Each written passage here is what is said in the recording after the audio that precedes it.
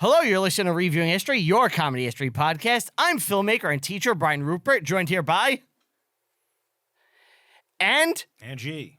how Hi. we doing? What's going on? Steve couldn't be here. Well, He said he didn't want to be a part of a show that makes slavery look bad. unofficially, people are innocent until proven guilty. He has a right to a trial just like anybody else. Officially, I'm not really comfortable having his name associated with the brand at this point. I don't really approve of what he's been doing, or allegedly been doing, rather. It doesn't look good for us. This is the angle we're anywhere taking. That's the angle. The worst possible one. Because you know what everyone's mind goes to. Like, we should have just said, like, he's battling cancer. That's better than what you'd went with. Which I guess is open to anyone's interpretation. Yeah, Steve's not here, so I guess it'll just be like a regular episode. Are we going to talk about Spartacus? Well, yeah. He's at the meth clinic, let's be honest. He went to Betty Ford. Okay. He's trying to kick the habit. Isn't that a Linkin Park song, Kicking the Habit or something?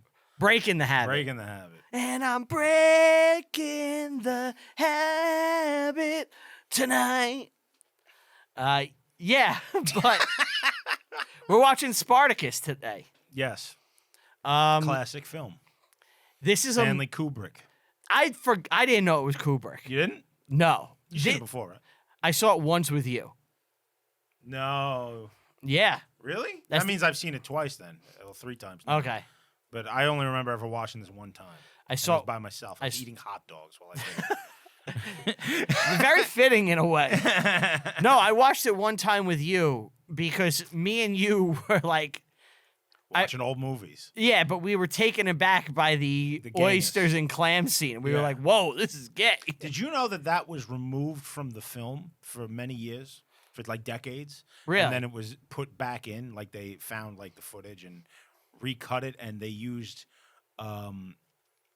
Anthony Hopkins' voice.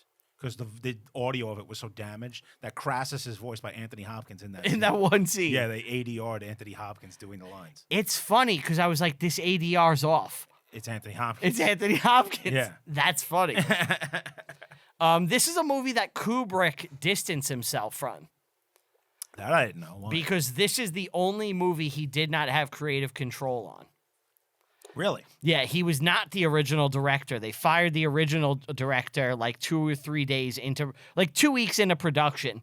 And then they brought in it's Kubrick. Much more straightforward than his usual stuff. Oh, yeah. Like it's not as, weird, I guess. Because, you think of The Shining and Space Odyssey. Eyes Wide Shut. Yeah. Clockwork Orange. Yeah. These very, like, esoteric movies where there's, like, films within films and dreams within dreams. And then this is Spartacus. This is the Spartacus. It's a gladiator movie. Yeah. It wasn't for him. But I think it was, like, Douglas and him had a great working relationship. Oh, sure, they did Paths of Glory. Which is a great movie. Love Paths of Glory. Can we do that? Absolutely. Yeah? All right. Yeah. But the original director on this was Anthony Mann, who did a bunch Beware the beast, Anthony Mann. But he is the devil's pawn, yeah. But he lost control of the film, according to Michael Douglas, and they had to... Kirk Douglas, sorry. Mm-hmm. No, Michael, he was like, yeah, he lost control of the film. He was a baby. He's a baby, yeah. He probably wasn't even born. Probably not. No. No, maybe. It's possible. Do you realize that Kirk Douglas lived for 1,000 years? Yes. He died in 2020, if I'm not mistaken, at the age of 104. That's insane. When he made this movie, he was already 44. Holy shit. Yeah. So, like, he's already, like in the middle of his career. Yeah. He looks good. Looks great. He's playing a younger man. He died 103 years old in 2020. Yeah. COVID got him. I'm guessing. I don't know. I don't know. He was a bajillion years old. Yeah. But yeah, so Anthony Mann lost control of the movie and got fired after a couple of days. And I guess Douglas was like, "Who can I get?" And he's like, "Kubrick, do me a favor. Get the best of the best. You'll like organize this and whip it into shape." And we'll do 8 million takes. Yes. This will be endless and costly. But I'll say this. It looks great. So my memory of this, I haven't seen it since I was a teenager, probably. Okay. And my memory of this being mediocre as all hell. I remember we kind of didn't like it. Yeah. I loved watching this. I thought it was great. This movie's awesome. I bumped it up a lot. Mm-hmm. I wasn't in love with it, but I'm having a rough week, so I don't think I was in like a good headspace. I think it's more a me issue than the movie. Right. But there's so many good touches, and it's directed so well because it's like Kubrick, the thing, every frame a painting. Yeah. It's fucking true in this. Like Sure. the way they're looking at stuff and the doors opening and the way the lights hitting. You notice the directing. Like if you actually like notice directing when you're watching a movie, it's like, oh, that's interesting. Like the part where right before they do the first death match. Yes. And they're sitting in that box. Yeah. It's like, oh, this is... And he's looking through the slit. And you just hear the sounds of fighting outside. Yeah. And then the doors open. And it's like, next. Yep. That was great. That was cool. The light opens, like if they're in the darkness and like the way they open the doors and the light comes through. Like there's scenes where there's like a screen in front, almost like curtains, like Tony Curtains? Tony Curtin. He's in the movie too. What was he on the Flintstones? Stony Curtis. Stony Curtis. It's always funny when there's a real person on the Flintstones because they make their face. Yes. It looks weird. Yeah. Like Anne Margrock. But yeah, I really enjoyed the movie. I think this is one that I'm glad I saw again and gave it another chance because it's actually a good movie. Yeah. And me and you just had this negative perception of it. Well, I think since the last time I've seen it, my knowledge of Roman history has expanded tenfold. And I'm familiar with the players here, and I know what's going on. Yeah, they're actually like real people that you spoke about on the pod. Oh, yeah, I brought up Crassus in the past. Yeah, did you know that they were like he's like the villain? Yeah. Oh, you knew that. Okay. Yeah, I knew that back then. I just didn't know the ins and outs of his life. It's not a good portrayal of him. Based on what you were telling me, I kind of didn't think so. I kind of feel like this movie is not accurate very much at all.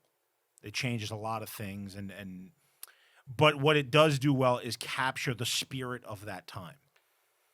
Of the 1960s? No, of the late Republic. Because I also think it captures the feel of the 1950s, 60s very well. Yeah. Because it's a McCarthy movie. You think so? I know so, because of how they marketed it and shit. So the writer Trumbo was, he was an elephant. Was he on the blacklist? He was blacklisted. He lost his job. He wasn't able to write for a long time. You just got it? Dalton Trumbo. But so he was blacklisted and he was a communist, so he had to write under the table. Well, that's why they made Gracchus the hero, who let me just say this first and foremost, Gracchus, the character. Sounds like a Kardashian. He's a real guy. He's actually one of the more important people in Roman history, Caius Gracchus. But he is not a contemporary of this time period. Oh, really? He was dead decades before this happened. Okay. So this rivalry that they've manufactured between Crassus and Gracchus is just not real. It's bullshit. Yeah, okay. They wouldn't have even known each other. If they were alive at the same time, Crassus was a child when Gracchus. Okay. died. Yeah. That's like the overlap. Yeah. Because obviously, we'll talk more about it in a second or two. But so Trumbo was, adapting this book, and he wasn't going to be allowed to write it. And apparently, they were going to have him write it, but they were going to not give him credit. And Kubrick was like, "Oh, I'll take the writing credit." And Michael Douglas was like, I'm going to keep doing that. Yeah. Kirk Douglas was like, "That's fucked up." Yeah. And he went out and made a big stink, and they decided to market it like, "This is Trumbo, and he's back. Fuck you guys." And like they made a big stink. And really? And Kennedy actually went and saw the movie, which effectively ended blacklisting for communists in America. This is kind of what ended it. Really? Yeah, but the undertones of the movie are all there as far as ratting people out. It's like another Crucible. I am Spartacus. Yeah. I am Spartacus. They do it with Caesar. Yeah. Okay. It's there when you look for it. You can Right. take it at face value, but if you think of the time and who's writing it, That makes sense. and that's what this movie is. You're so right. Yeah, I didn't know that. That's Yeah. really interesting. What do you think, Steve? I hated it. Yeah.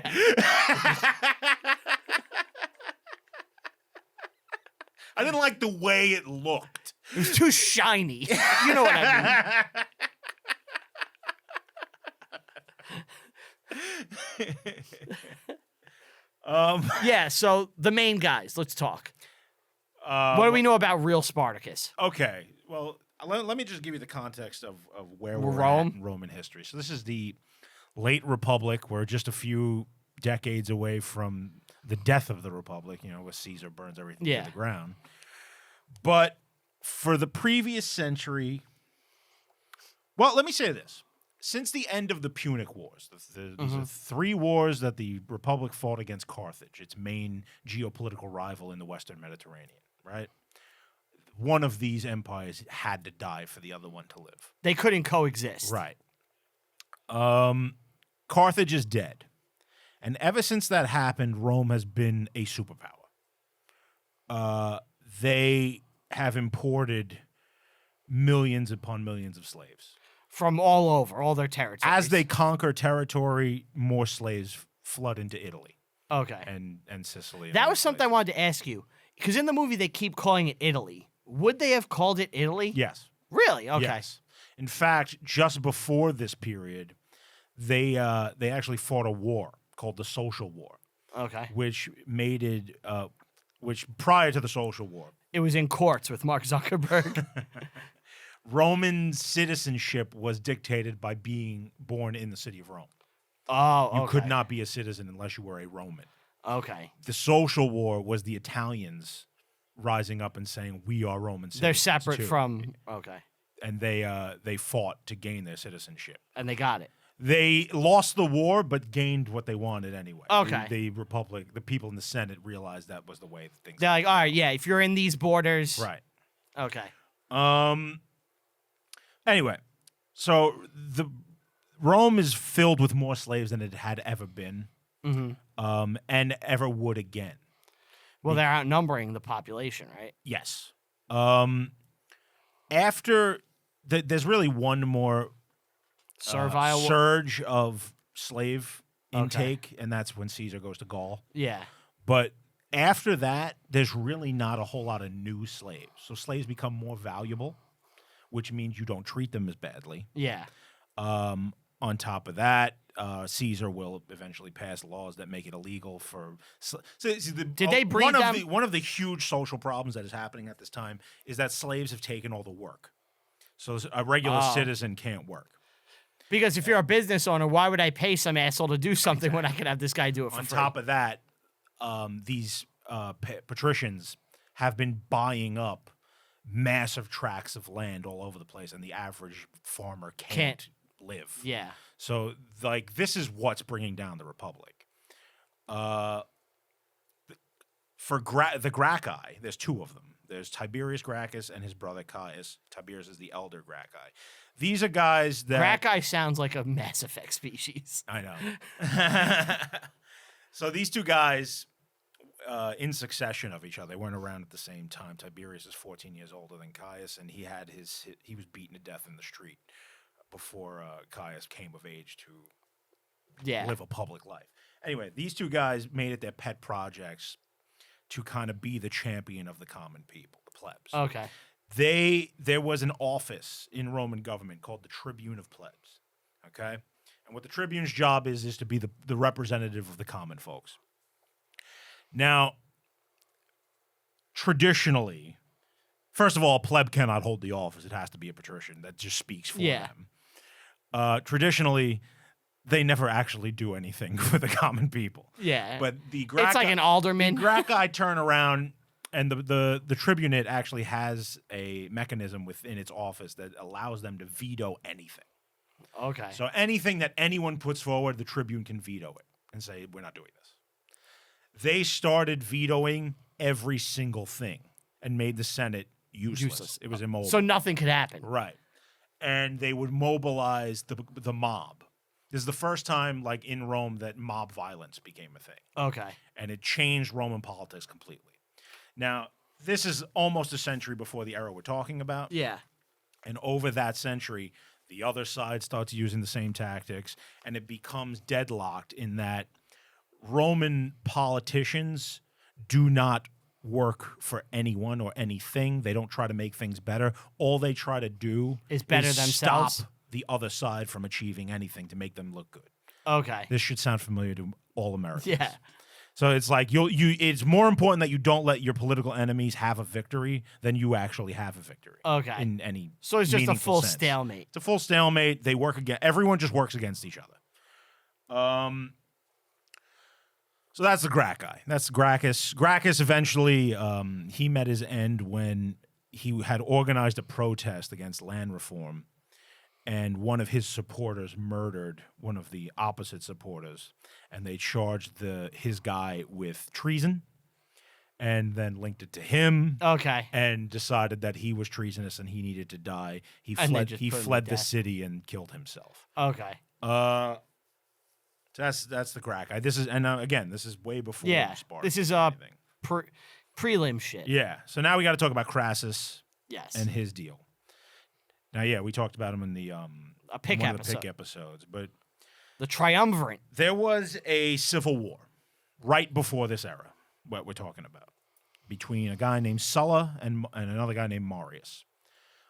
He's Bad dates. Sulla is brought up in the movie very briefly. There's like one one line, line of yeah. dialogue, and Crassus condemns him. Crassus never would have did that. He was one of Sulla's top guys. He's one of his lieutenants. Crassus is the richest man that the Roman civilization ever saw. He is insanely wealthy. We talked about in the pick episode the whole thing with the fire brigades. Yeah. And buying up land, and he was a slave dealer and all this. Any way he can make a buck, he's making it. I heard somewhere that like his wealth today would be like worth $200 billion. Okay, he's up there. He's no Musk, but he's doing pretty good for himself. How much does Musk have? I don't even know. I just saw that Tesla. I just saw the news alert before I got in. The board of Tesla just agreed to give him $1 trillion payday, which would be the biggest in history. Fuck. So, yeah, he's insane. Yeah, so Crassus has all this wealth. He does not have military honors. That's the one thing he's kind of missing. And, of course, his great rival is Pompey. Yeah. Pompey is kind of in the movie. You don't see him. He's mentioned. He's mentioned, and he shows up at the end like his army does. Okay. Now, Pompey is also one of Sulla's guys. Sulla's dead by this point. Sulla took over the city and made himself dictator for life. And what had been happening is like the opposite side, the more populist guy, Marius, was in Sulla's view ruining the Republic. So Sulla comes in, kills Marius. Well, Marius dies. Takes over the city and kind of reinstates the traditions of Rome. He puts the Optimates back in charge, and it's like business as usual again. But then he dies. Does Sulla like foster kind of like or mentor the big three? Caesar, Absolutely, Crassus and Pompey. Caesar is on the Marian side. Oh, he's his family is. Okay. Caesar's like a teenager at the time, and is actually marked for death. So he has to flee the city, and he has to hide out until Sulla's dead. Okay. Caesar's very much the young up and comer guy as far as the three of them. That's why Caesar's hanging out with Gracchus in the movie. You know, he's the other side of this. What was I going to say? Where was I? Oh, so in the wars with Sulla and Marius, Pompey gained a lot of fame. He got a lot of honors. He kicked ass. He had a triumph. Crassus kicked just as much ass, but for whatever reason, Pompey was the better PR guy, and he got all the lauds and laurels. And matters a lot. Yeah. So when the movie, the time we're talking about, starts, there are still Marian supporters rebelling in Spain. I'm a Francis Marian supporter. I don't know what that is. The Swamp Fox. The Swamp Fox. So Pompey is actually in Spain putting down rebellion there. And Crassus is, of course, still in the city. So when the Spartacus uprising happens, that's a golden opportunity. He's like, I could put this down. Yeah. He's very much into taking them out. What do we know about Spartacus himself? Yes. He had blood in the sand. Did you watch that show? I never watched it. I think I saw like the first episode. I was like, this is terrible. Me too. It wants to be 300. It's trying so hard to be edgy. Yeah. Like, I'm not going to complain about tits and anything, but it was just so Egregious. It was like they wanted it to be action, softcore porn that's mixed with 300. It was just terrible. It was supposed to be like Roman True Blood. It looked like. Yeah, it's just a shit show. I'm sorry. Yeah, I did not watch that, and I was looking for something after Rome ended. Yeah. So he's a Thracian, which is northern Greece. Actually, that's up for debate too, because he's almost certainly Greek of some kind. But the style of fighting that he does is the Thracian style. That's that short sword with a little shield. So he's always called the Thracian. But is he a Thracian or is he they just gave him just that a title. guy who knows how to do the Thracian style? We don't know. He's a slave. Was he born a slave? Also up for debate. We don't know. A lot of people think he was actually a legionary who deserted. And was made a slave. And he knew how to fight. And that's why he was able to lead troops in battle and be good at it. That makes a lot more sense. The movie is very accurate in that he's at the school in Capua. That's where this all starts. Yeah. Let's start the movie. Yeah, all right. And we'll go. His wife in the movie, completely fictional, not a real person. Yeah. All right. So, movie opens right away, like you're thrown in the shit with almost no like prelim. It's like Roman slaves. Yeah. It's easy enough to. Yeah. You don't need everything I just told you. Yeah, I know. It's just like we know what slavery is. And it's like Ben-Hur's been out 5 years. Yeah. Everyone knows what this is. Let's get to it. We've all heard of Caesar and Crassus and Pompey. So he's a slave to start, and he runs afoul of some Romans. And he decides to use his chompers on his leg, and he bites him. Well, he's in Libya. Yes. So he's like... looking for plutonium for a time machine. The Libyans! Yeah, Roman Africa. Not a good place to be. I think he ends up in a better spot.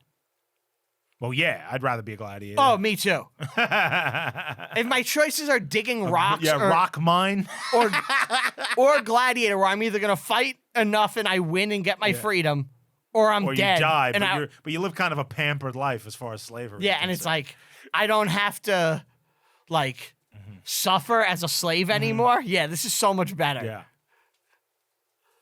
Yeah, he gets bought by Peter Ustinov. Yes. Actor. I don't really know anything else he's been in, but he's very good in this. He did a lot of voiceover work. That's what I would know him from, like for Disney stuff. Oh yeah. Yeah. He was Prince John and King Richard in Robin Hood. Oh, okay. Yeah, he played Hercule Poirot in a whole bunch of adaptations. He's really not in much we would know, but I think that would be the main thing. You know. Yeah, he buys him. And you almost think it's kind of a gay thing for a second there. Everything has an undertone of gayness. Yeah, there is some of that, but but yeah, you're right. Like almost all the Roman characters are kind of gay. Yeah, just a little bit. Crassus more explicitly than others. He's open. He's so gay. His slave's like, I can't deal with this anymore. He's too gay. Yeah. So he's like, all right, we're going to go back to my... He has a gladiator school in school. Capua. Now, this is central Italy. Yeah. This is the wealthiest part of Italy. That's where you want to be? Yeah. Well, it's where... it's like the most fertile farmland in the country. Okay. And it's where like all of these aristocrats from Rome have like their summer villas. So when the slaves eventually break out and start raiding, there's plenty of wealth to be scooped up. Also, all of these farms have insane amounts of slaves working them. So his army is going to expand. It's going to keep growing. by leaps and bounds very quickly. It was the perfect spot for this. Perfect spot. Okay.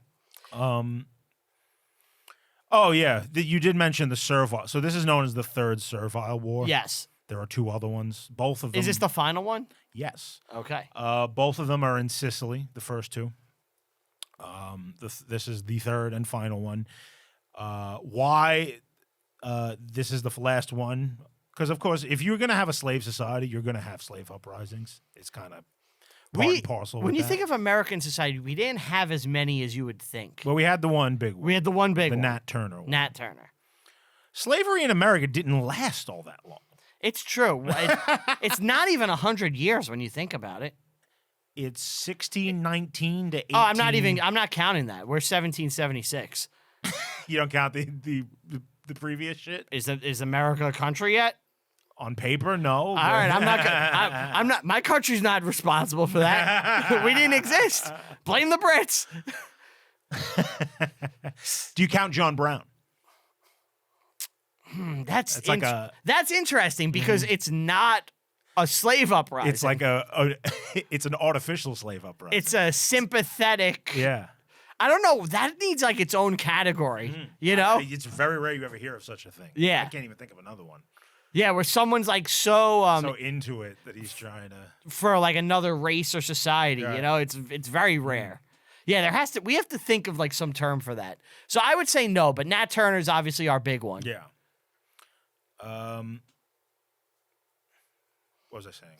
Slavery uprisings. Oh yeah. So this will be the final one, and a guy like Crassus will tell you that the reason you don't see another one is because he made an example. Yeah. Such a stunning example of what happens to slaves. But I think it's more likely that slaves' treatment in Rome got a lot better. And there was a lot less of them. So it's going to be harder. It's harder to do, and it's less desired. Yeah, Roman slavery is not like American chattel slavery. That's what I was going to ask you. Did they breed the slaves and stuff? Like they had families, yeah. Yeah, okay. But you can get out of it. There is an out. Buy your way out, and it's not a racial thing. It's not like you're constantly walking around. I'm black, so I am of the slave caste. It's like you're just another foreigner. You can become a freedman. Yeah, or your master may free you. It happens probably way more often there. Yeah. Like most of the Spartacus uprising guys, they're mostly Germans. Yeah. Yeah. Because they were in Germans, Gauls, Bavaria, right? They would have been barbarians. Yeah, I mean, there's always battles happening on the German border. Anywho. Back to the movie. Oh, by the way, Gladiator, when you watch this, you're like, Gladiator just ripped this off. Yeah. But I haven't. What else thinking? I only saw this once, but it's like the beats are like, oh, this is that, everything but going to the Coliseum. So he goes there and he's before the Coliseum. Yeah. Oh, it doesn't exist. Yeah, right. Yeah, not for another 200 years. All right.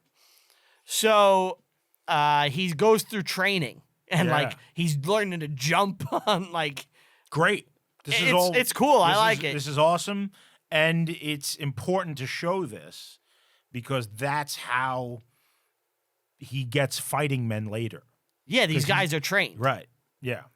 And they I think you put any group of dudes together through a physical regiment, it's going to create a bond. There's a bond. Yeah. We're all in this together, guys. Mm-hmm. And they're not supposed to.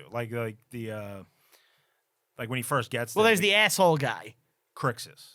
That's the name of the guard who's just a dick? Oh, I thought you meant his fellow gladiator. Oh, no. Because that's a real guy, too. Okay. Crixus is a real guy. Really? Yeah, I'll talk about it in a minute. But, yeah, there's an asshole Roman guard who's responsible for their training. Mm-hmm. And he's like, I'm going to fucking kill you when I get the chance. He's like, yeah, okay. And he's trying to goad him. He's a typical, asshole guard guy you would see. Drill sergeant. Yes. And he's Arlie Ermy. Yeah, exactly. I don't hate him, though. He's a piece of shit. He was shitty with the girl. Yeah. He's just he has a dickhead demeanor. Yeah. I got a feeling you don't like me. Yeah. Yeah, we do got to mention the girl. So at one point, they're like, Spartacus is in his thing, and they send They it. openly say that as gladiators, they're going to be treated better and well. Yeah. Because we want you to be good and ready to die. And happy, yeah. So they send in comfort women, and they send in the girl, which what's her name again? Do you know what her real name is? The actress? Gene Simmons. Gene Simmons. J-E. With a J. Yeah. He had to know, right? Gene? Yeah. Probably. I think he knew. Look, I thought there'd be some marketing opportunities and branding if I took a name that someone kind of knows. So I went with Gene Simmons. But yeah, her name is Verena, and they send her in to get fucked by Kirk Douglas. And they make her a Britannian. Yeah, she's Britannian. Just to like get the modern audience. Oh, well, we like them. Yeah, we like British. Oh, we have to be on their side. Yeah. We can't be like she's an American, you know. What the fuck is she doing in Rome? That's a long way, time, right? Like Rome isn't even in Gaul yet. Caesar hasn't gone up there. How'd they get a Brit? Yeah. A scout brought her back, Yeah, I guess. So they're like, she takes her clothes off, and it's like, oh, they're gonna fuck, and then not Crassus, what's his name? The trainer. I don't know his real name. His character name. Okay, but he pops through the fucking, and they're watching him, and he's like, I'm not an animal. Yeah. And they're like, fine, don't Neither get am pussy. Yeah, and he's like, in that moment, so Kirk Douglas at first, I'm glad you mentioned that. You have to be a rapist. Kirk Douglas in that moment is like, I'm going to fuck this woman. Mm-hmm. Like, but not in front of you. Not in front of you. If they weren't there, he's having his way. I don't think he would have. He's banging her 100%. He even says, like, I've never been with a woman. Like, he's excited. And then the thing that changes him is when they're looking at him and he says, I'm not an animal. Mm-hmm. And when she responds, neither am I. It's great acting on his part. Yeah. You see, like, the wheels turn in his head. And he's like, you're not just a vagina. You're a person. Right. You're right. The beastly instinct in him was like, I have to fuck. Right. And when she's like, I'm a human being, he's like, you are. Oh, yeah, women can be human. We're on the same side. Yeah. He's probably, because in the movie, he's born a slave. He's spent his whole life around dudes. Yeah, he's probably never seen a whole lot of women. So I've thought of this social experiment before, just like what would happen, right? Mm-hmm. If I took a dude, like a baby boy, and I put him in a cage his whole life, completely isolated, and like he gets slid food, you know, like there's a famous monk who lived his entire life without ever seeing a woman. Really? He's from like the Middle Ages, but yeah. Okay. But this is why, so I raised this person, like, not raised as a human being at all, other than like fed and nourished, right? You don't teach him to talk? He, like, animal. Mm-hmm. Like, I want, like, him, no society, no morals. So he's just instinct. Just instinct and fed. And this experiment could not happen because it's the cruelest thing I've ever heard. It's and it's just something I wonder about, like what would happen. So we take this person, right, and he's 18, and we put him in feral animal child. Feral animal child. Well, he's 18. He's a man now, and we put him in a cage, or we introduce him then to a female. Does he like? Is it instinct? Like he immediately knows, like what happened to Charlie X? Remember that? From Star Trek? Yeah. That was the whole thing. Like he'd never seen a woman before until he was on the Enterprise. Oh, you're right. And he was like grabbing ass. Well, he had powers, right? Yeah. Yeah. Grace Lee Whitney wanted some of that. He was going after Yeoman Rand. But yeah, so like I've always wondered what would happen like in that situation. Would the beastly man like know how to have sex? Like I don't think so. You don't, really? Why would he? Well, that's what is it? Why the child does not know? He has to be told. But he's 18. So there's no hardwired instinct. So like he sees this woman. Like what happens? Is he just scared that he's seeing something new? He just likes it. He just likes it. Yeah. Yeah. My Willie's doing something I don't understand. It's just something I wonder about, like, as far as, like, human reproduction. Has he seen the beasts of the field? No, he's only seen like the plates of food Then he gets fed. know. He doesn't fucking know. Why would he know? I just hardwired genetic instinct, like, to fuck. I don't think so. Isn't this an interesting experiment, though? That should not happen. I want to clarify. I mean, we can't comment on what Steve's been up to. But he's been waiting 18 years. It's been called a house of horrors in the papers lately. He said, I'm a scientist. I'm a scientist. It's in the name of science. When they took away the boy he raised from 18 till today for 18 years, he said, my research. Don't touch my research. You're ruining my experiments. He's in a lab coat, by the way, in my head. All right. So he won't fuck her. He sees her as a human being now. Yes. And they're like, all right, well, they get a surprise visitor. Yes. Crassus. Crassus, his friend, and some bitches. Yup, are coming. And he's like, I want entertainment. You better put on a good show. Yes. So it's time to fight. And a bunch of people are going to fight that he's bonded with. And the guy who didn't like him was this black dude. He didn't like him? I thought that they never, because the black guy's like, I'm going to kill you when I get the chance. Like, we ain't boys. I ain't bonding. Like, don't talk to me. He said, like, I'm going to have, like, if we get put together, I'm going to have to. That's why I don't want to know your name. Yeah, I don't want to talk to you. Like, I'm here to take care of business. Right. So he gets put with this. It wasn't that he didn't like him. He just didn't want to know him, you know? Okay. Yeah, well, that's what I mean. He's icy on purpose. Like, I get it. Like, you don't want to have to kill. And that in itself is almost like I'm protecting you and myself from the pain. You know? Yeah, it's like no one wants to kill a friend, you know? If, like, you're in a gladiator fight with your friend and you got to take him out, yeah. And then maybe he has to miss the pod because you took him out in a gladiator fight to the death.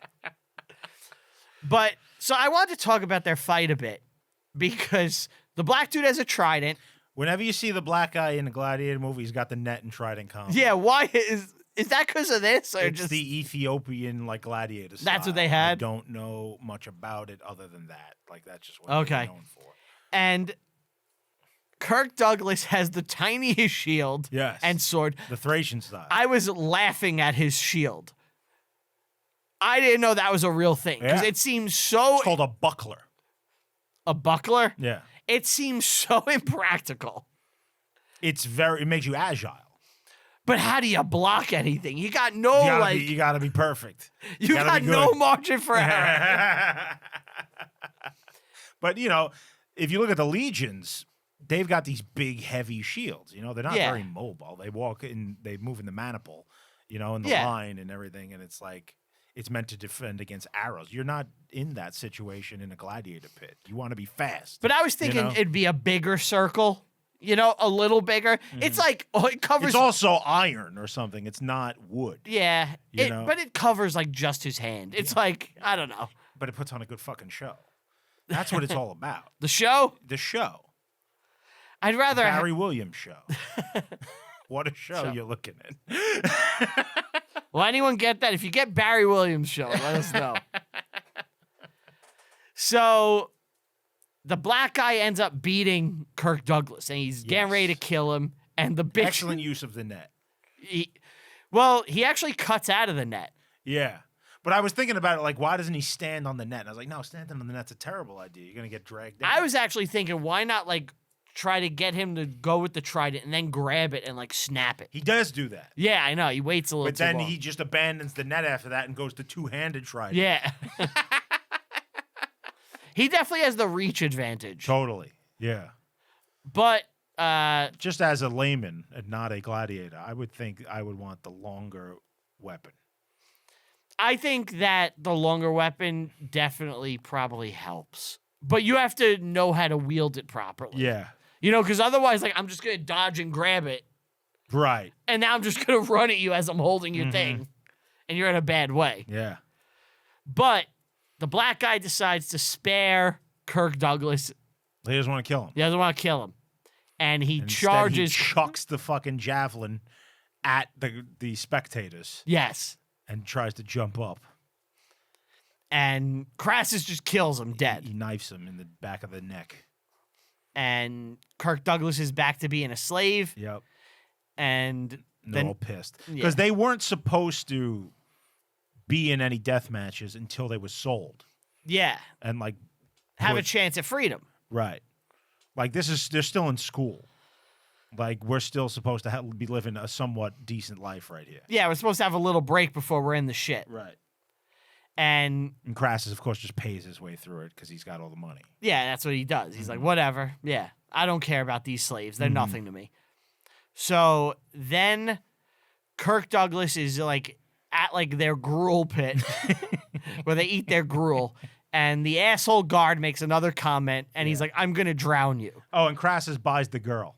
That's it. Yes, I forgot. He buys the girl. Yeah. And Kirk Douglas is all pissed. Yeah, he sees her leaving. And that's the comment that sets him off. The guard is like, oh, your bitch is gone, huh? Yeah. Look at you looking at He's her. like, enough. Yeah, I got to drown him. I'm drowning him in this pot of stew. What a way to go. I would hate to be drowned in a pot of stew. Like, not only are you drowned, you're really dirty. Yeah. And it's probably hot. Yeah, it sucks. Yeah, it's not pleasant. I would try to drink my way out as a last resort. Yeah. Can I chug like a cartoon character? Yeah. Can I chug this whole pot of stew? Meant for like 70 guys. Yeah. It's your last option. He dies, and now everybody's just like, well, this is it. Yeah. We're going buck wild. And they go ape shit. Yeah, and they break out. They break out. The breakout's awesome. It's cool. I like the guys who climb the fence and it just tips over. Yeah. And then they pick it up and use it to like get out of the pit. Yeah. It was awesome. Yeah, it's a good escape. Cool like action sequence. And what's his name? Peter Ustinov rides off with the girl in a cart. Yes. On his way to Rome. So this is what happened in real life pretty much. Yeah. 70 guys started with a core 70. Wow. Break out of the gladiator school and just start raiding. And as they raid, like we said before, the region is rife with everything they need. So they start picking up more men, women and children too, tons of wealth, gold, money, and supplies. And then they make for Mount Vesuvius, where they set up camp, which is what happened in the movie. Yeah. I do like in the movie they find some Roman nobles and they bring them back to the pits. And they're like, fight to the death. Fight. And now we have to see that Kirk Douglas is elevated. But if the guy who's like pro make them die is a guy named Crixus. Okay. So Crixus is a Gaul. And later on, after they go through a couple of battles, the slave army actually splits into two groups. Really? Yes. And Crixus leads one of the groups, and Spartacus the other. Okay. And Crixus's whole thing is he does not fucking care about anything. He just wants to kill Romans. Oh, he's just like out for blood. He's like, I hate these people. I want to kill as many of them as possible and just rob them. So him and his crew make no effort to try to escape whatsoever and just raid Italy. Okay. They're like a suicide mission. Yeah. And they will be put down first and with very little effort actually from well, they lost their numbers but that's later on. Spartacus was like, what are you doing, asshole? Just stay with me. We'll have more people. It's interesting because the plan eventually that Spartacus comes up with, they're going to hire the pirates and everything. Yeah. Is not what happened in real life. Okay. Spartacus, the real guy, we don't know what is in his head. He's a fucking slave from no one was chronicling his 2,100 years ago. You Yeah. know? We don't know what his thought process was. But we'll get to it in a few minutes. But he's going to reach a point where the road out of Italy is completely open to him, and he can get away. Him and his people can get away.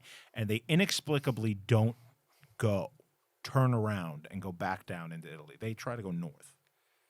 And we'll talk about it. Yeah. I'm sorry. I'm just fucking... Yeah. It's all right. So the girl's taken away. They, the slaves escape. They try to make two guys fight in the pit, and they stop it. I don't know if I mentioned that already. I thought that was a good scene. Yeah. They're burning their asses. I like the guys have charred asses. So now... Very much the inmates have taken over the asylum. Yes. Well, now we get... the plan is to escape with the pirates. Is that right now? Well, because there's a scene in the Senate. Right? Oh, hold on. Wait. No. Because the immediate Roman reaction to this is the slave revolt. We don't really care all that much. Oh, really? Yeah, they're not really worried about it. Okay. It's not until it's big. It's getting real bad down there that they really do what they're supposed to do.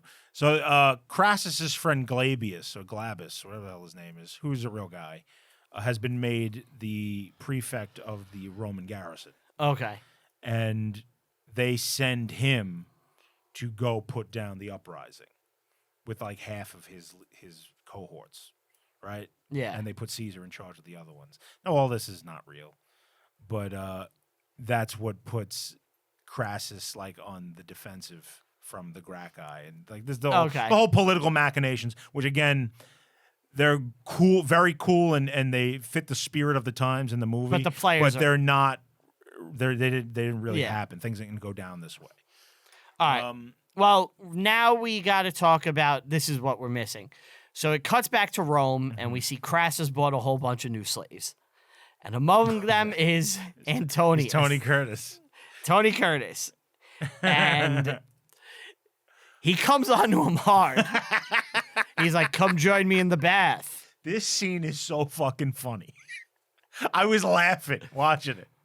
You're laughing because we've been joking about it for years. We've been joking about it for 2 decades. Yeah. And it's funny, dude. It's a funny scene. It is. He's making him wash him. And he's like, "What's your tastes?"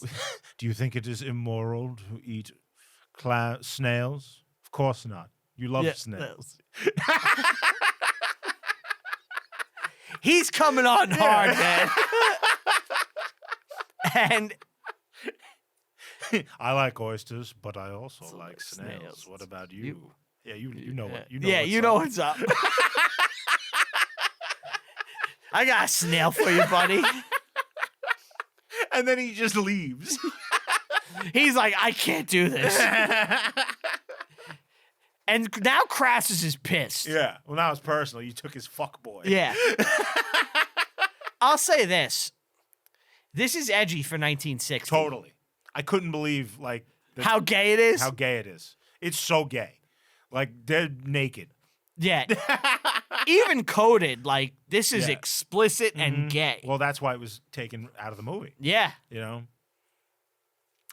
Anthony Hopkins was like, "Oh, I know how to do this. I got this." Yeah. Imagine he started playing it "I like oysters and clams." And they're like, "No, Anthony, not like that." But the scene is he's a homosexual. He's gay. That's what they do. Yeah. No. I've seen it. I've been to Studio 54. Sir Anthony, no, this is Roman times. Yes, I've been to the bathhouse. I've seen that. Yes. Plato's Retreat, right? Yeah. I know. All right, just try less. He's like, "Okay, Anthony, I like oysters and clams." And he keeps doing it. Can't not do it. I'm the greatest actor of our time. And he thinks he nailed it. Let's just get someone else.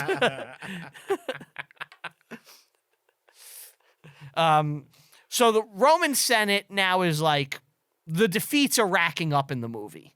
Well, Glabius goes and does not set up a proper camp. Now, Roman standard practices, when you go to bed at night, you actually build a fort that night. Okay. The Legion they've mastered this. They can put up a fort in an hour. Okay.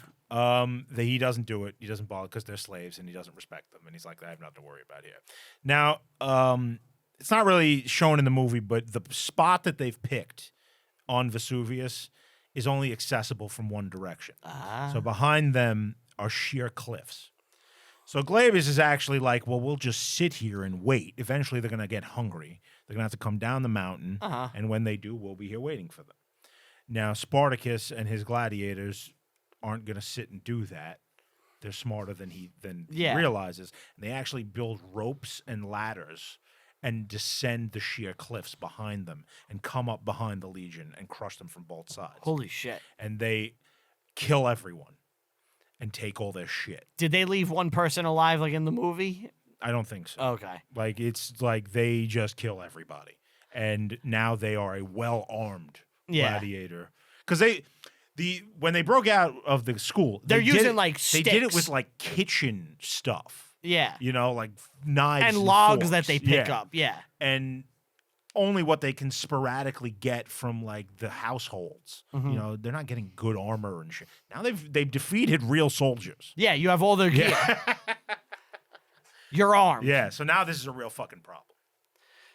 So that's cool though. I wish they showed that in the movie, them like planning that strategy. Yeah. Because in the movie they just kind of kick their ass. They just kick their ass. They don't even really show it. It's just suddenly everything's on fire. And they leave someone alive to just be like, look, they're to see how humane they are. Back in humiliation and get exiled. You tell him. So now they have this scene in the Senate where what is his name? Is it Glavius? Am I saying that right? He gets exiled. He's Glarbus? Yeah. Glabrus? Yeah, he's Crassus's guy. Mm-hmm. So it makes Crassus look bad. And Crassus decides he's going to step down from public life in like disgrace. But he knows that they're going to have to go to him anyway because he's the only one who can actually raise legions because he has the money to do it. That's why he does that. But in reality, that didn't happen. He was just around, and he was chomping at the bit to go take care of this problem for them. Oh, it's an easy win in his mind, right. You know. But we're not quite there yet because what happens next in real life is winter comes, and the slave army spends, as it grows and grows, spends the entire winter training raw recruits on how to fight. Okay. And what they'll do, they're doing prep. Yeah. Is like one gladiator will train 10 guys, and then those guys go and train another 10 guys, and they become pretty proficient. Like, yeah, they're a decent fighting force. And now this is a real issue that Rome has to face for real. Because what we need to discuss is that when your entire civilization is based on this slaveocracy, you can't let these slaves humiliate your armies. And you can't let them escape. They have to die. You have to reset the hierarchy. You are undermining your entire civilization, and it will not continue. Because if one can escape, if one army can make its way out, and they all can. They all can. Yeah. And they'll kill their masters. Oh, this is a must-win. This is a must-win. For Rome, yeah. Yeah. So the Roman Senate organizes consular armies. So these are, it's not the grunts. It's not the city garrison. These are professional legions led by the best. They even say in the movie, we're going to have to call in the legions. Yeah. Like the consul, who is like the Roman president, there's two of them. They lead an army against Spartacus, Lucullus. And he's in the movie too at the end. They have him land with ships on the boot. Okay. Remember? Yeah. I love that. Yeah. I can't wait to talk about that part. Yeah. This is one of my favorite things in the movie. The map? Yeah. Yeah, it's great. But that's what's not real. Yeah. It's so cool though. So the consular army gets fucking stomped by the slaves. Completely destroyed. And they're making their way north. So they're trying to actually walk out of Italy. Okay. You know? And when they win, there's nothing stopping them from leaving. They could just leave. Well, this is when the split happens. So Crixus is in the south. Okay. The consular army defeats Crixus and then moves up to defeat Spartacus. And what they do is they block the pass. They have two armies. Yeah. They block the pass out to the east. So they were going to end up going somewhere like towards Germany. Yeah. Right? And then Lucullus's army comes up from the south, and they're going to smash them between each other. So Spartacus doesn't wait. He's like, we have to move fast before they're able to combine and crush us. So he just throws everything he's got at the army in front of him. We got to take one of them. Kills it, then wheels around and kills the second one. That's in a 1-2 punch. Badass move. Yes. He's like unstoppable at this point. When he defeats both these armies, there's nothing stopping them from leaving. He could just leave. For some reason, we don't know why, they don't go. Do you think in his head, he's like, I could conquer the whole thing? The only thing I could think of, because what they do is move south, all the way south, onto the toe of the boot, and try and hire pirates to go to Sicily. Okay. And what are they going to do in Sicily except raise more slaves and possibly... Because Sicily is the breadbasket of Rome at this time. Oh. You can do a lot of fucking damage in Sicily. If you have Sicily and you could hold it. If you can cut off the grain shipments from Sicily to the city, you're going to bring down the Republic. So, is Spartacus trying to overthrow the entire Roman Republic? That's what I'm thinking. That's what it seems like. Or maybe he's like, if I can get enough slaves in Sicily, maybe we can work out a deal and we live in Sicily. Take it over. Yeah. As like a vassal. Later, the breadbasket is going to move to Egypt. Like where they're getting all their... With Mark Antony and shit. They're going to get their grain from the Egyptians. But at this point, it's Sicily. That's Rome's Achilles heel. Okay. So it seems like that's what he was doing. But freedom was within reach. They could have left. They could have left. They didn't do it. Don't know why. Who knows? Historical fuck up, if you think about it, right? Well, we know what happens. Yeah. Let me ask you a question. He escapes with the army. They leave. Mm-hmm. What happens next? Like in Rome? Like, is it just massive slave uprisings? You'd think. Right? Like it's an incentive for every slave to throw off their chains. Yeah. Like, we can do this. We can do this. If they can do it, why can't we? Yeah. They'd have to hunt him. They'd have to hunt him to like down, the ends of the earth. Yeah, and bring him back to Rome in chains and crucify him in the forum. They would just get they're just getting some random slave, and they're like, "We found Spartacus.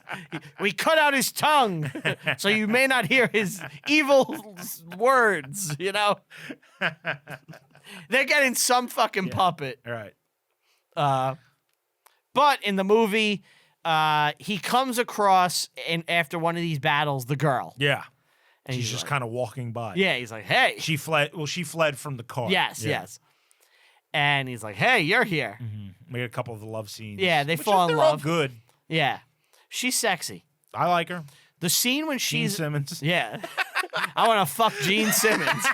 You can say that and it's not gay this one time. The scene when she's in the water, she's so sexy. Yeah. You know? I was like, her tits. Yeah, I was like, God damn. All right. So in the movie, they talk. Curtis shows up. Yeah, they talk about the plan to take the boats.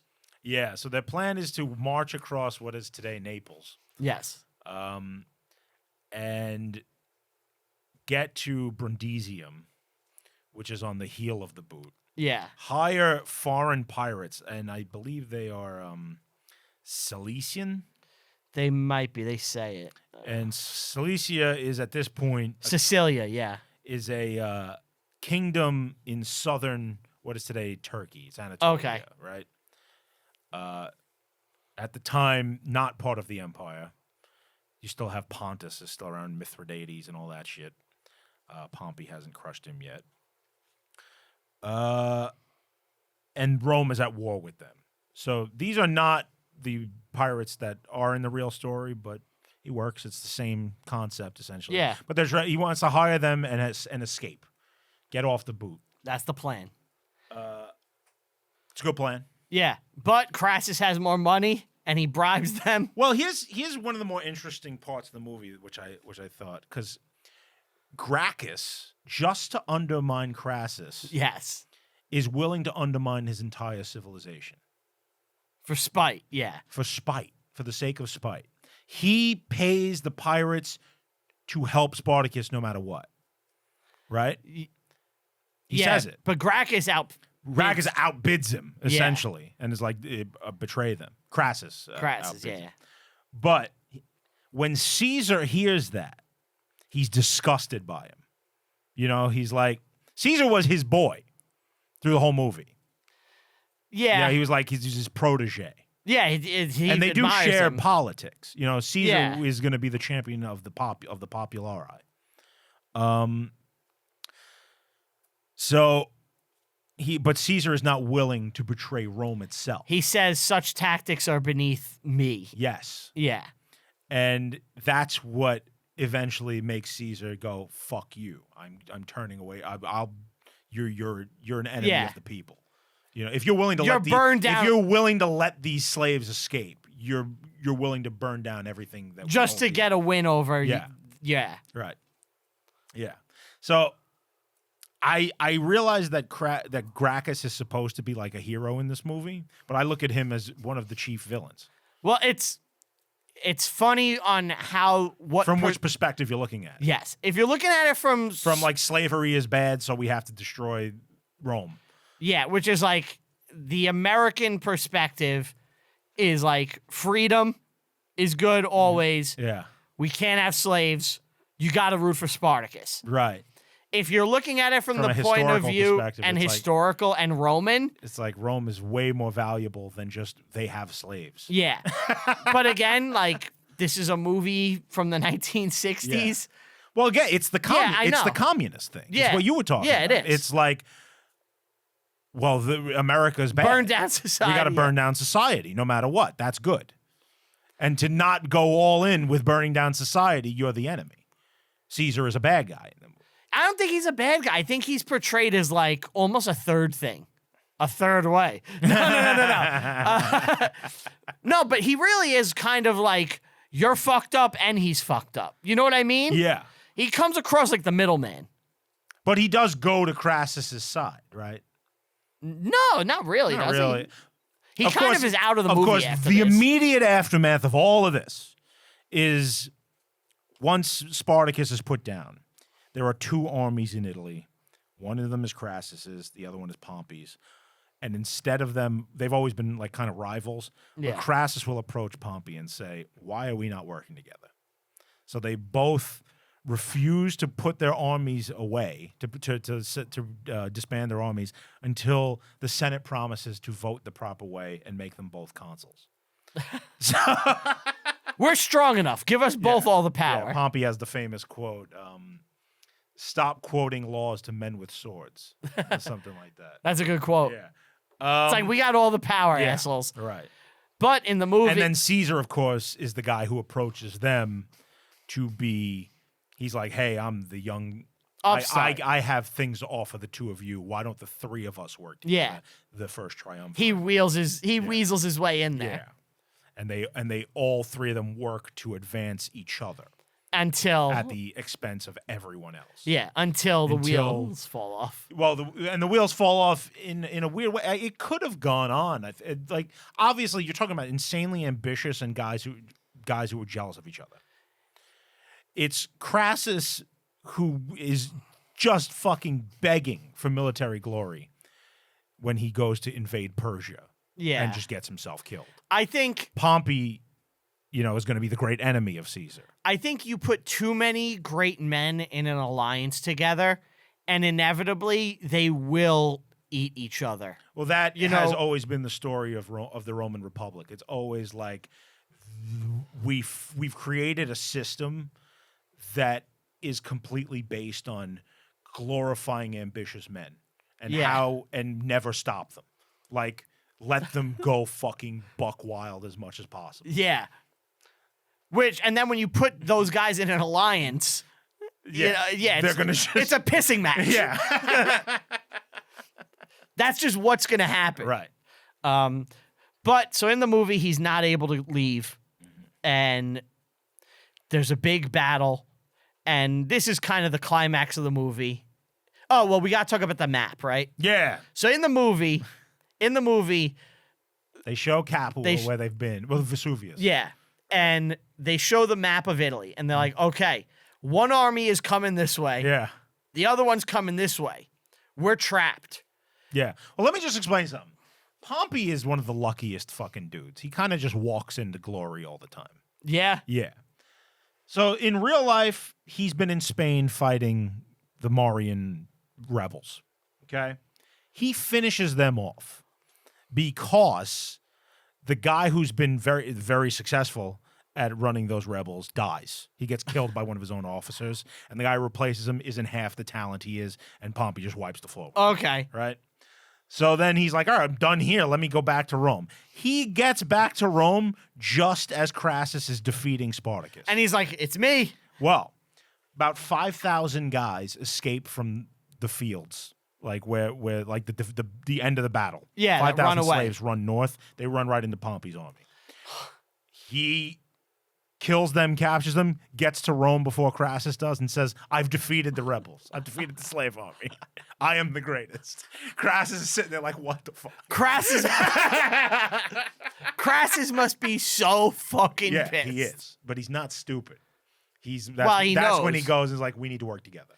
I have the money, you have the glory. He did the right move for himself, yes. I think. Yes. But because to be pissy about it would make him look bad. Yeah. Mm-hmm. Yeah, you can't do that. Even though you know inside he's fucking dying. He's like, human. Yeah. He hates Pompey. Hates his guts, yeah. But he's like, I'll play nice for now. And you know in his head, he was plotting all these machinations on how to bring this fucker down. He had just daydreaming all day about ways to fuck this dude. Mm-hmm. But we get this pretty great battle in the movie. Yeah, it's awesome. The flaming logs. The flaming globes of Zygmunt. They're rolling down. They're kicking ass. Well, he's in the movie. Spartacus has been forced to abandon his plan. Yeah. So you've got Lucullus's army lands at Brundisium, so that way's blocked. They're not going to get the pirates. The pirates have abandoned them.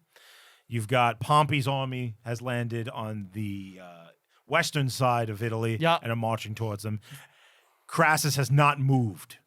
So he's staying in Rome. He's forcing Spartacus to march on Rome. Because he knows that if he goes with either of those, his backside is exposed and he's going to get pinched. Crushed. And he's like, my only option is to go north. Mm-hmm. In the movie, it's a great thing. Yeah, it's awesome. Because he has no choice. Yeah. And I love that they're like, well, what if we lose? He's like, there is no losing here. Mm-hmm. If we lose, we die. Yeah. And we're not slaves anymore. We either win it all or death is the end of a slave's pain. Yeah, that's a great line. So they show up and the battle is fucking sick. Mm-hmm. Tons of extras. Kubrick is cooking. It looks amazing. It's watching so good. the formations move across the field. It's like, dude, that's what a Roman army looked like. It's like Kubrick is the fucking man. And you know he had those fuckers marching and trained like yes, and you watch it in real time. Yeah. As they just slowly move across open field. Yup. And it's like, dude, that's the most terrifying thing ever. It's a fucking force. I always think about Paths of Glory is what, like 1955 or something? Something like that, yeah. The scene where they charge across no man's 57. land, 57. I don't think you could match how good that looks today. That scene is incredible. It's hard, man. You know? Yeah. He knows how to fucking make war look good. Look, didn't he do a Waterloo movie too? Or Barry Lyndon. He did Barry Lyndon, which I want to see. But didn't he do a Napoleon movie that got canceled? I don't know. Okay. Stanley Kubrick's Napoleon, the greatest movie never made. So he had all these plans to do it and a whole bunch of pre-production, and it didn't come together. But I bet that would have been incredible. I'm sure. Like Waterloo. Imagine him doing Waterloo. It'd be amazing. It'd be fucking amazing. Kubrick rocks. You gotta respect him. Yeah. I don't love all of his movies, but he's just, as a dude, he's the man. So it ends with the slaves losing, and I love the shots here of just like bodies. Yeah. It looks like a Trail of Dead album cover or some shit. You know, like it looks like a Renaissance painting. Yeah. It's beautiful. And it's horror. Yeah, it's just chaos. And then, some slaves are captured, and it turns out Spartacus is alive. Yes. And they're like, okay, well, we're gonna let all you slaves live on the condition that you tell us who's Spartacus. And in order to save his buddies, which doesn't make sense because this contradicts his previous stance a scene ago where he's like, we're better off all dead. Now he's like, I have to say. Well, they were going to be lenient to them. They weren't going to crucify them. They said they would let them live and go back to slavery. Well, he doesn't want. He's not going to sit there and let all these guys get crucified by not standing up and being like, I'm the guy. Yeah. But they won't let him. They won't let him. He stands up, and his buddy stands up Tony Curtis, and he cuts him off. I am Spartacus, and we get the whole thing. Yeah. A fun fact, that audio that you hear, like, as it gets deeper throughout the whole crowd, was taken from a Notre Dame football game that they just filmed the crowd noise. Really? Yeah, and they just kind of, like, played with it. So that's the iconic scene in the movie. Yeah. Where the movie should probably end. I think it has it almost has Ben-Hur syndrome a bit, where Ben-Hur, I think there's another half hour after. There's another half hour after this. Ben-Hur, after he defeats Masala. There's another half hour in that movie as well. The end. Well, that's all the Jesus. That's stuff. all the Jesus stuff, and the end. You need to have Miriam and Tirzah get healed. Well, here's the thing. It's like the Jesus stuff pays off in such a big way in Ben-Hur that it makes it worth it. Yeah. This is like a half-hour slog, which really drags down the movie. Yes. And we get all this personal drama. Because it's all the political stuff that doesn't actually matter to Spartacus. Yeah. Which is like your main character. None of this matters to him. Yeah, he doesn't even know what's happening. His story is over. Yeah. He's just walking around waiting to get crucified. The bad guy finds his girl. Yeah. And he buys her. Spartacus's baby. And he's like, I'm taking you and the baby. Yeah. And eventually he's like, hey. This is the stuff to make Gracchus look good. Yeah. That's they what redeem him. Yeah. Well, in my eyes, they don't redeem him, but he saves the girl. He saves the girl. Yes. Out of spite. Out of spite. Yes. Because everything is to make Crassus mad. Yes. Yeah. It's to spite him. Yeah.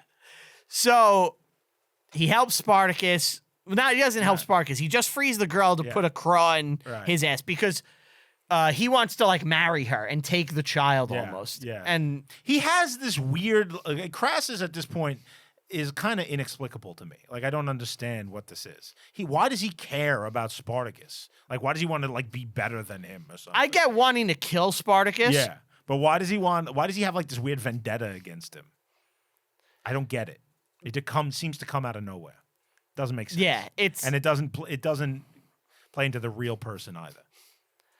It's very bizarre. Yeah. It doesn't make sense. It's kind of like the one problem I have. Can I put an aspiration on it? Like not an aspiration, not an explanation. Explanation works. It's not really the word I was looking for, but anyway, maybe let's look at the subtext here, right? Mm-hmm. Spartacus is Trumbo, the communist, right? Okay. Is he trying to imagine in his head, why would America, which is represented by Rome and Crassus, why would they oppose me? It must be out of spite and hate. It's the only reason. Uh-huh. I'm just trying to think because it's out of character the way he's behaving. Yeah, it's totally out of character. And is that just a communist writing this and being like, that's the only reason you could be against Spartacus is hate and spite? Am I reading too much into this? I don't know. Doesn't make sense to me. It doesn't fully land. I think this last half hour is a miss. I do like they make him fight Tony Curtis when they find out it's Spartacus. Yeah, that was good. And he has to. Tony Curtis is like, I'm not going to let you get crucified. And they're fighting each other to see who gets crucified. Yeah. Yeah. Whoever wins is going to get crucified. He kills Tony Curtis, and now he's going to be crucified. And which is obviously worse than just being killed. Yeah. It's like the most brutal death. Yeah. And now we should say this: Crassus's solution to the slave problem is they have this road throughout Italy. It's called the Appian Way. It leads all the way down. Is this real? Yeah, it's from Rome all the way down the boot, right? Okay. It's the most famous road in Rome, and all along it, 6,000 slaves were crucified in like a couple of meter intervals. Brutal. And they let them sit there for decades. So just rotting. After all these people decompose, their skeletons are still against the fucking as like road. A symbol. Yes, so that everyone that walks by knows this is what happens to slaves that get out of line. Mind your P's and Q's. Yes. It's fucking brutal. Mm-hmm. So, in the movie, the girl has escaped by Gracchus, right? Yes, via Gracchus. Their names are too similar Gracchus to be and enemies. Crassus. Yeah. Like when you're talking about it, it's too similar. Like, so all I could think of. Peter Ustinov saves her. He saves her. He steals her out of the Because he's been whipped. He was promised his Crassus slaves fucked him back. over. Yeah. Yeah. He was promised his slaves back, and he's like, I'm killing all the slaves. Fuck you. Yeah. And he bitches, and he's like, oh, yeah? How'd you like a whipping? Right. Plus, he was always a Gracchi supporter. Yeah. He had his bust in the beginning of the movie. Yes. So he's like, fuck you, dude. Yeah. So, yeah, he even says at one point, cover it up, he's coming. Yeah. He tries to lift it. It's too heavy. It's actually a funny scene. Yeah. But the girl leaves, and she sees him she as sees she Spartacus, and he's hung up. He's crucified. This Is your son. He will live as a free man. And I will tell him. I would tell him about Spartacus. And he's just looking like, get me down, bitch. All I could think of was Life of Brian. That's all that was in my head. Sure. I just, if you're on a crucifix and you're not Jesus. Yeah. If you're on a crucifix and you're not Jesus, and someone comes to you and starts talking to you in a British accent, in my head is just Life of Brian. Like his mother is there and everyone keeps coming to Brian as he's hung up. Who is it that shows up? The Suicide Squad of the Judean People's Front. They come to rescue him and they just stab themselves. Yes. Movie is amazing. The end, I love. All I can think of and all I want to do is sing. Always look on the bright side of life right now. Classic. Don't grumble. Give a whistle. And this'll help things Turn out for the best. I rank the Python movies. And I will count and now for something completely different. No, that doesn't count. You're not going to count it? No, that doesn't count. Because that's just bits from the show. They're redone, though. And they're better. All of them are better than the show ones. Which is why I think you have to count it as its own thing. No, I'm not counting it. In recent years, I've really taken a shine to Meaning of Life. Meaning of Life is my favorite. Yeah? I go Meaning of Life. I always said it was Holy Grail was the best one. That's the worst one. No, it's better than Life of Brian. I go Meaning of Life, Life of Brian, and then Holy Grail. I think Holy Grail is mad overrated. Has some good stuff, but it's my least favorite. It's so iconic. It is. But the other ones have way more funny stuff. I love the scene in Life of Brian when John Cleese, as the Centurion, makes him write Romans Go Home over and over again like 1,000 times on the wall. Yes. And don't do it again. They're correcting his grammar. Conjugate the verb. Yeah. The space aliens are hysterical. Yeah, that's just a great bit. Biggest dickus. Incontinentia buttocks. He's a wife, you know. Yeah, all three of those are fantastic. Yeah. Glad we got to talk a little Python. Yeah, of course. But that's all I was thinking at the end of the movie. It ends, and we see the road. She goes down it, and he's dead. And that's the end of the movie. And in real life, that's the end of the story of Spartacus, right? He disappears from the record after the battle. We don't know what happened to him. Oh, we don't know officially, like he was hung up here and... No. You know, they crucified all those slaves. Maybe he was in that. Maybe he died in battle. Maybe he escaped. Who the fuck knows? Yeah. But, yeah. There's no record. No record. I like to think he lived as a free man. It's possible. with his woman. It's possible. Unlikely, I'd say. Yeah. But possible. It's got to be easier for one man to get out of Italy than fucking 1,000, 100,000. True.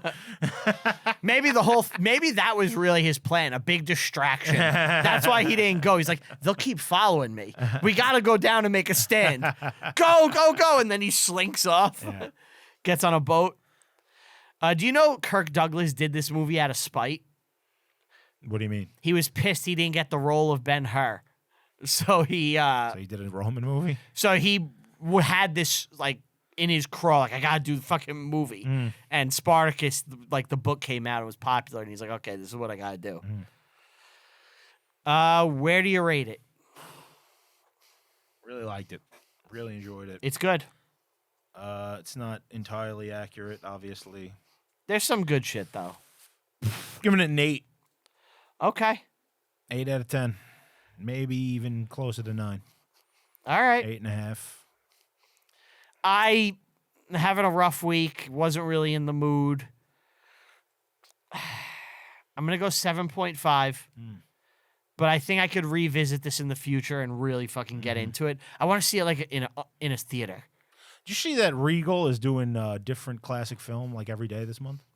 No. Yeah. Really? Yeah, there's all kinds of like classic movies being shown every single day. That's awesome. Yeah.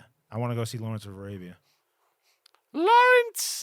I would love to see it on the big screen. I haven't seen it in years. I've seen it every year for the past I know, it's enough 8 fun years. For you. No, I still like it. It's still a great movie. I would love to see it in theaters. Yeah. So, you know. All right. I don't have a sketch. I wasn't able to take notes. That's okay. Yeah, we didn't need it. All right. Steve's not here. The albatross around our neck isn't here. The dead weight, as we call him, in our private chat. Right. Yeah. We refer to Steve as DW. All right. Want to give a big thank you to everybody listening and or watching. We greatly appreciate it. Big thank you to Tell 'em Steve, Dave, Brywell, Q, Get 'em, Last Record down in the studio. Thank you all so much. Please leave a comment. Helps us grow the show. Like, subscribe, all that good stuff.